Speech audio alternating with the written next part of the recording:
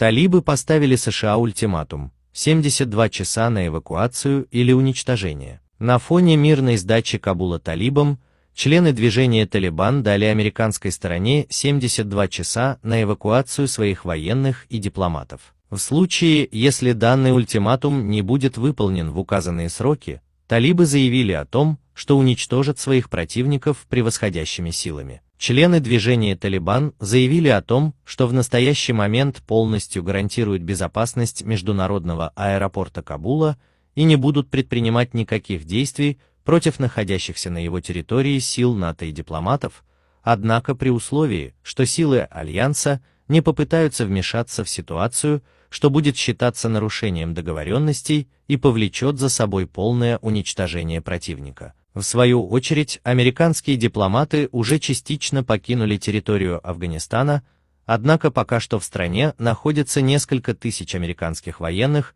а Вашингтон распорядился направить в эту страну еще около 1000 военнослужащих, что указывает на тот факт, что США игнорируют предупреждения талибов. Если Вашингтон попытается предпринять контрмеры против талибов, то это станет крупнейшей ошибкой США. Во-первых, против превосходящих сил джихадистов американские войска ничего не смогут предпринять. Во-вторых, у США банально нет никакого прикрытия. Если говорить о тех 5000 военнослужащих, которые находятся в аэропорту Кабула, то талибы уничтожат их в течение всего лишь нескольких часов.